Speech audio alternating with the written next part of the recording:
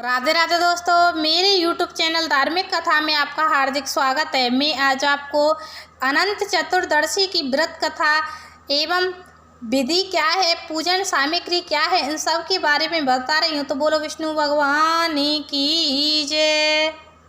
पूजन सामग्री: कदली खम्भ, आम्र पल्लव, पंच पल्लव, कलश, यज्ञोपवीत, लाल वस्त्र, सफ़ेद वस्त्र, तंदुल, कुमकुम, रोली, गुलाल, मंगलिक, गुड़, धूप, पुष्पादि, तुलसी दल, श्रीफल, तांबुल, नाना फलानी मौसम के फल, माला, पंचामृत, नैवेद्यार्थ, प्रसाद पदार्थ, गोधन चूड़, गुड़ा अन्न, रंगीन आटा, दीपक, भगवान की मूर्ति, लौंग, इलायची, दुर्वा, दूब, कपूर, केसर, मंडप उपयोगी सहित द्रव्य दक्षिणा, ये वो आपकी पूजन सामग्री है।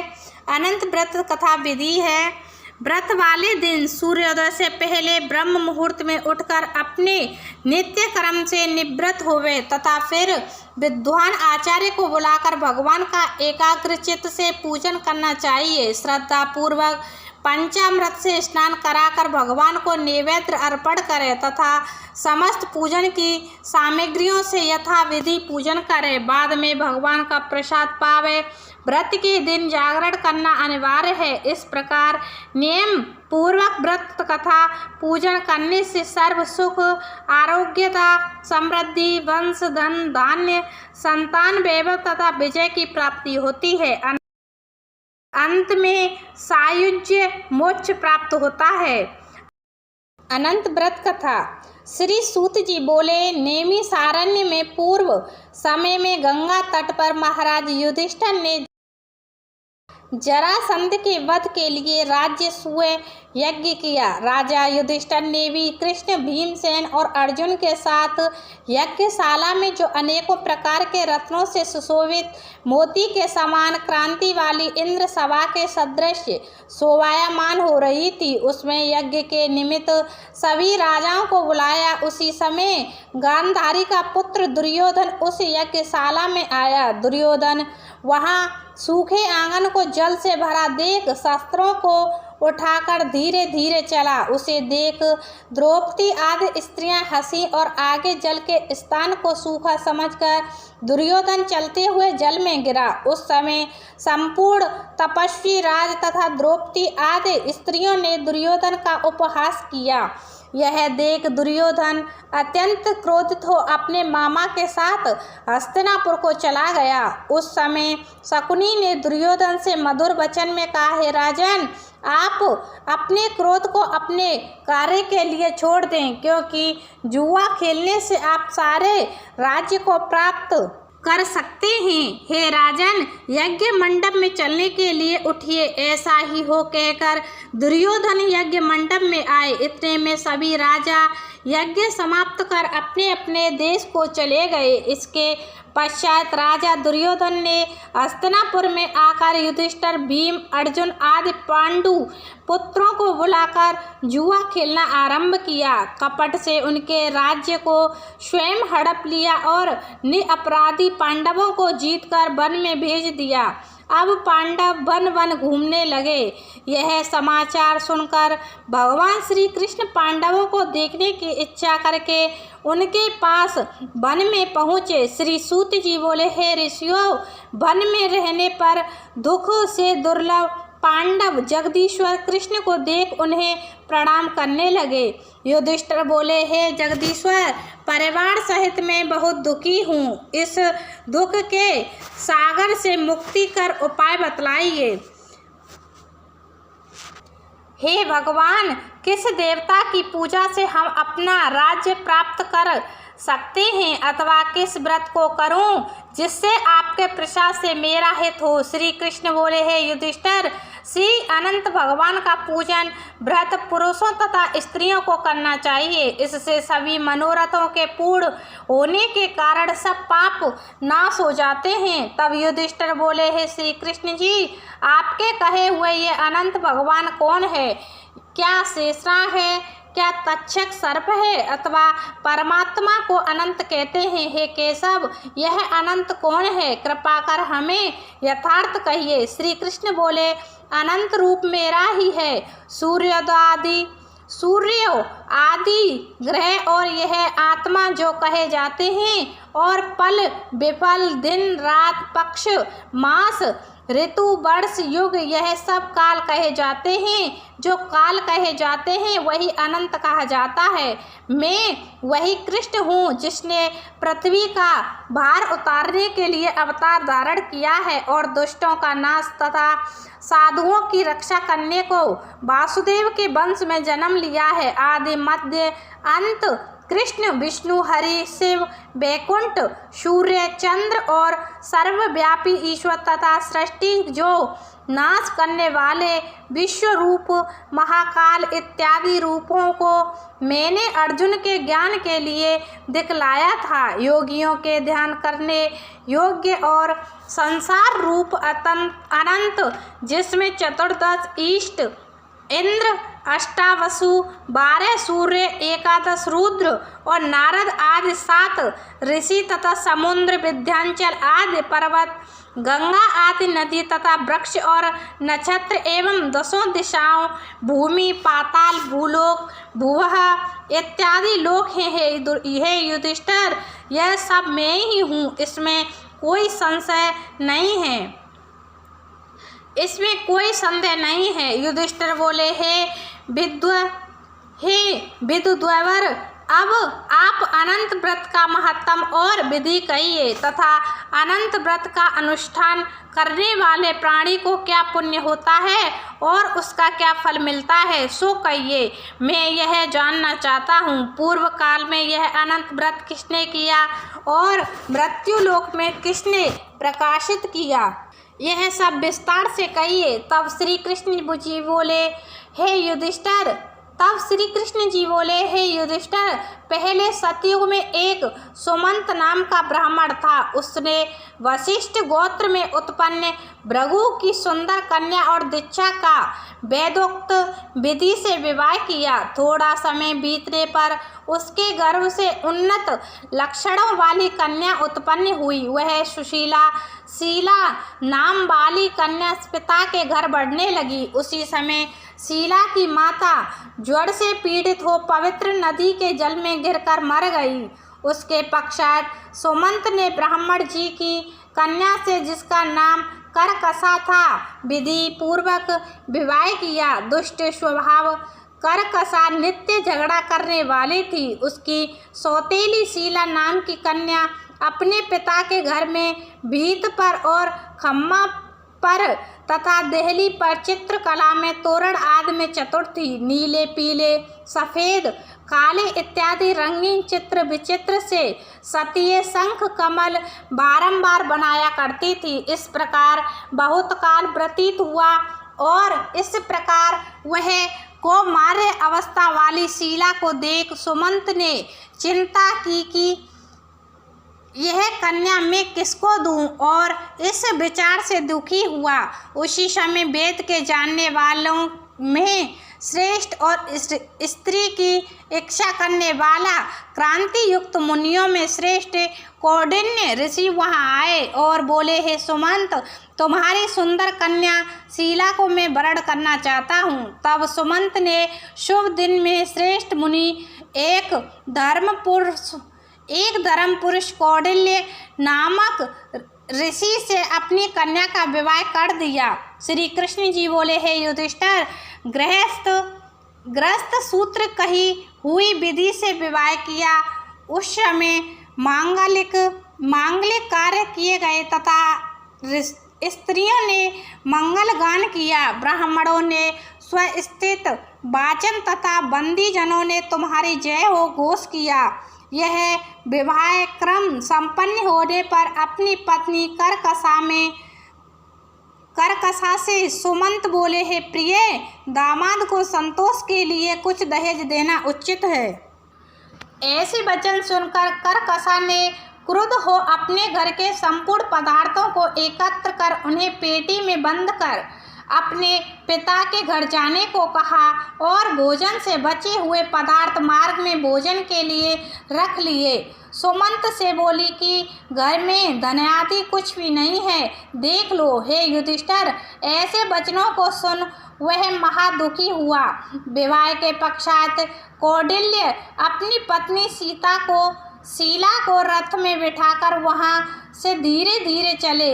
मार्ग में पुण्य रूपा यमुना नदी को देख उसके किनारे रथ खड़ा कर नित्य कर्म करने लगे।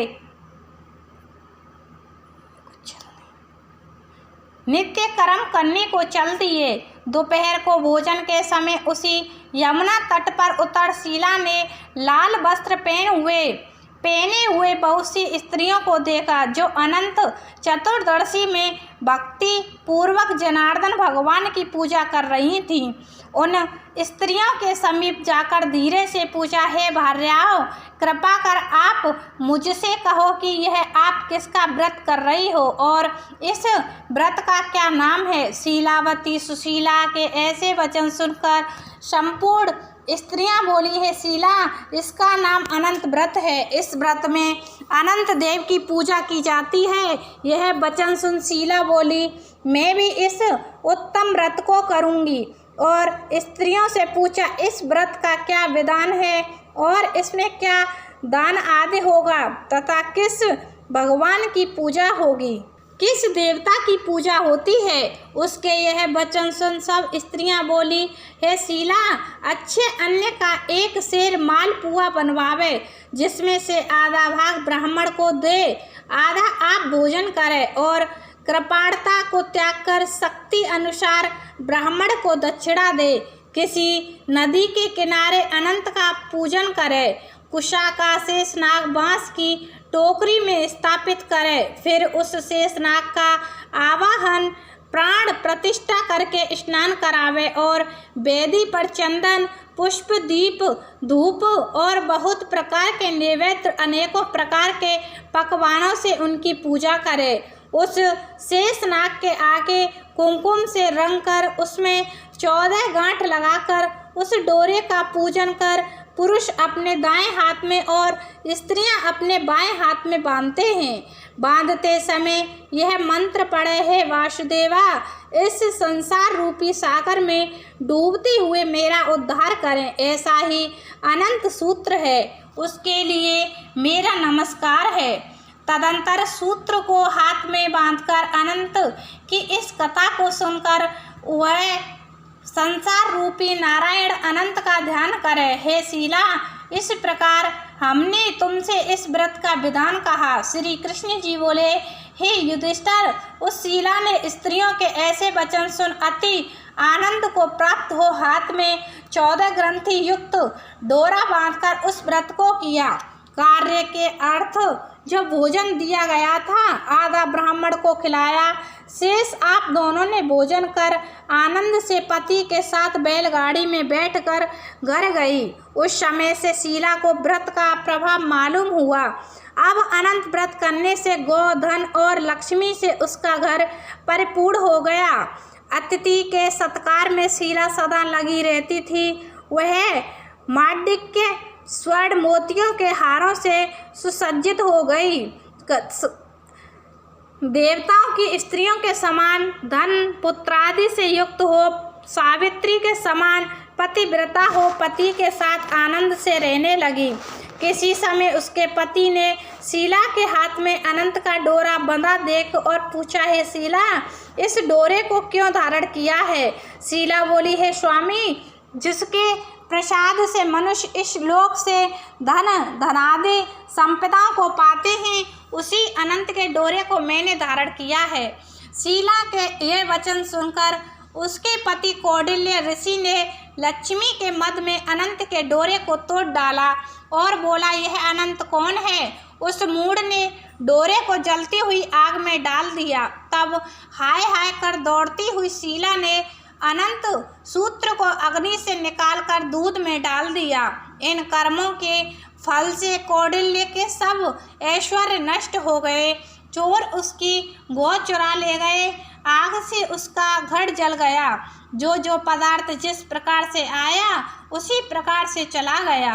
अपने स्वजनों से कलह तथा बंधुओं से नित्य पीड़ा झगड़ा होने लगी।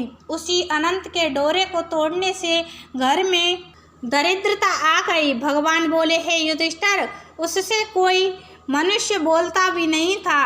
पीड़ित शरीर से अत्यंत दुखी होकर वह बोला, हे शीले, मुझे अकस्मात शोक होने का क्या कारण है? मेरा सब धन नष्ट हो गया, कोई मुझसे बात नहीं करता और देह में नित्य प्रतिपीड़ा होती है। हे शीले, मुझसे क्या अपराध हुआ है और क्या करने से मेरा कल्याण हो सकता है?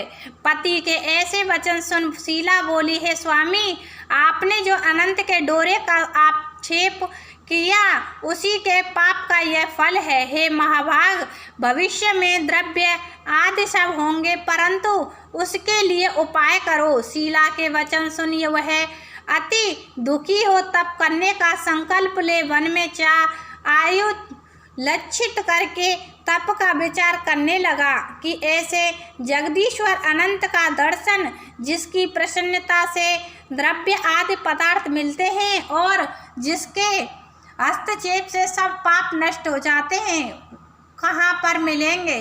धन्य आदि पदार्थ होने के सुख से तथा न होने के दुख से यह विचार करता हुआ वह निर्जन वन में घूमने लगा।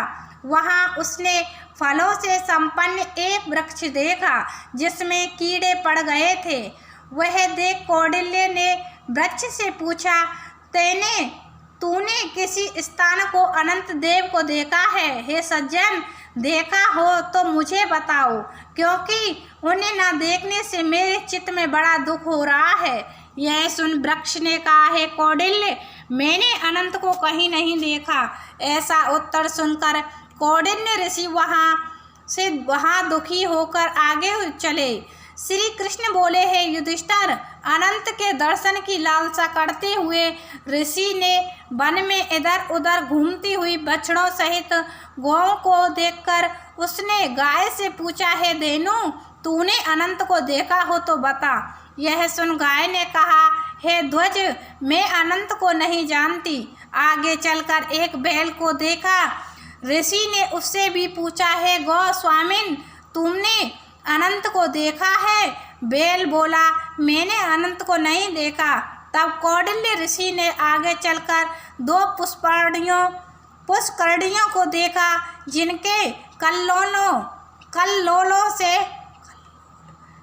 जिनके कल्लोल से परस्पर लहरें मिल रही थीं और कमल कुमुदनी बहुत प्रकार से शोभा दे रही थी तथा भ्रमर, हंस, चकवा तथा सारस, बगुला जाति के पक्षी कीड़ा कर रहे हैं। उस कौंडिल्य ने पुष्करणियों से पूछा, तुम दोनों ने अनंत को देखा है? यह सुन पुष्करणियों ने उत्तर दिया, है ध्वज, हमने अनंत को कहीं नहीं देखा। आगे चलकर उसने गधा तथा हाथी को देखकर उससे पूछा, तुमने अनंत को देखा है? उनसे भी संतोषजनक उत्तर न मिलने पर उसकी दशा नष्ट हो जाने से वह वन में बैठ गया। उसकी आशा नष्ट हो जाने से वह वन में बैठ गया। हे युधिष्ठिर, कौंडिल्य जीवन की आशा छोड़कर विहल हो बहुत गर्म श्वास छोड़ता हुआ पृथ्वी पर गिर पड़ा। थोड़े समय में सावधान होने पर, हे अनंत, ऐसा कहते हुए कौंडिल्य ने उठकर संकल्प किया कि प्राणों को छोड़ दूंगा। हे युधिष्ठिर, तब वृक्ष पर मरने के लिए फांसी डाली। तभी अनंत जी प्रत्यक्ष होकर आ गए। ब्राह्मण का रूप धारण किए अनंत ने कहा, हे ध्वज, इधर आओ, और उसका दाहिना हाथ पकड़कर पर्वत की गुफा में चले गए। वहाँ सुंदर स्त्री पुरुषों युक्त उस ऋषि को अपनी पुरी को दिखलाया। वहाँ पर एक दिव्य सिंहासन पर बैठे और शंख, चक्र, गदा, पद्म और गरुड़ सहित विश्व रूप अपनी विभूतियों के वेदों से अधिक तेज और कौस्तुभ मणि सहित वनमाला धारण किए हुए थे। उन देवताओं के देव जो किसी से न पराजित होने वाले हैं। उन विश्व रूप को कौंडिल्य ऋषि देखकर उनकी स्तुति करने लगे। हे पुंडरीकाक्ष, मैं पापी हूँ, पाप कर्म करने वाला पापात्मा हूँ, मैं पाप से उत्पन्न हूँ। आप मेरी रक्षा करें और मेरे पापों को हरें। हे जगदीश, आज मेरा जीवन तथा जन्म दोनों धन्य हैं। तुम्हारे चरण कमलों पर मेरा मस्तक भ्रमर के समान स्पर्श कर रहा है। कौंडिल्य ऋषि के वचन सुनकर अनंत देव मधुर वाणी से बोले, हे कौंडिल्य, तुम निर्भय होकर अपने मन की बात मुझसे कहो। तब कौंडिल्य बोले, मैंने अपनी संपत्ति के घमंड में आकर अनंत का डोरा तोड़कर उनकी निंदा की, जिससे मेरी सब संपदा नष्ट हो गई। स्वजनों से नित्य झगड़ा होता है और मुझसे कोई बात भी नहीं करता। महादुखी होकर तुम्हारे दर्शनों के लिए आया हूँ। अनंत भगवान की कृपा से दयापूर्वक आपने मुझे दर्शन दिया। मैंने जो पाप किया है, कृपा उसकी शांति का उपाय मुझसे बतलाइए।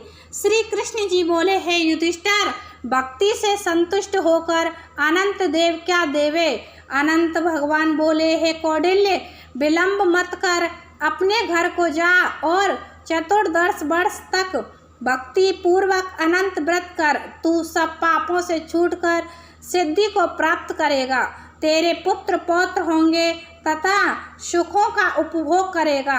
अंत समय में मेरा स्मरण होगा और निसंदेह अमर पद को प्राप्त होगा। संपूर्ण लोगों के उपचार के लिए मैं तुमको और भी वर देता हूँ। संपूर्ण विधि से इस व्रत की कथा पढ़ने वाला और शीला के समान इस अनंत का व्रत करने वाला इस व्रत के प्रभाव से जल्दी ही सब पापों से छूटकर परम गति को प्राप्त करेगा। हे कौंडिल्य, तू जिस मार्ग से यहाँ आया है उसी मार्ग से अपने घर को जा। तब कौंडिल्य बोला, है स्वामी, मैंने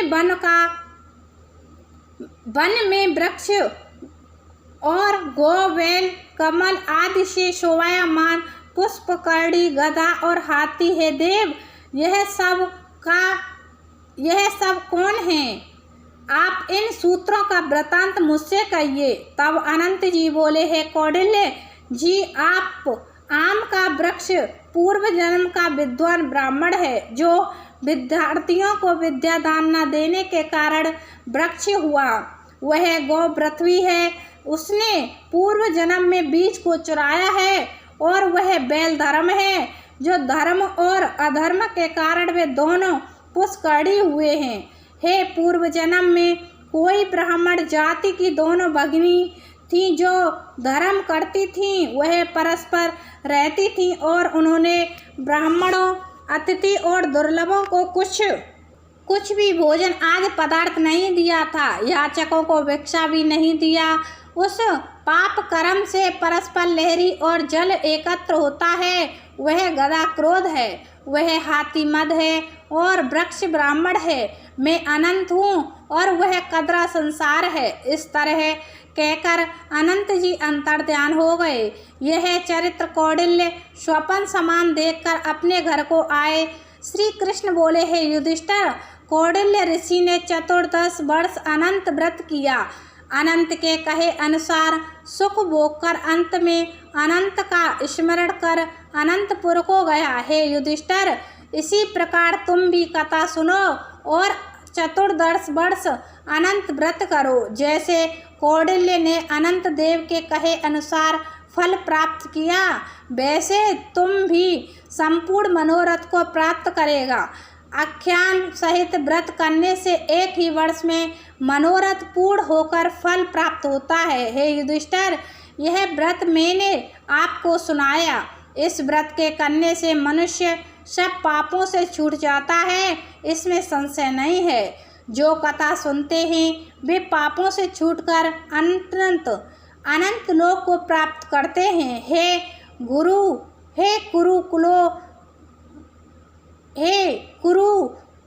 तथा भव, जो कोई शुद्ध चित्त वाले मनुष्य इस संसार सागर में सुखपूर्वक विहार करना चाहते हैं, वे त्रिभुवन के स्वामी अनंत भगवान का पूजन करके दाहिने हाथ में सुंदर अनंत देव चतुर्दश ग्रंथि वाला डोरा बांधते हैं।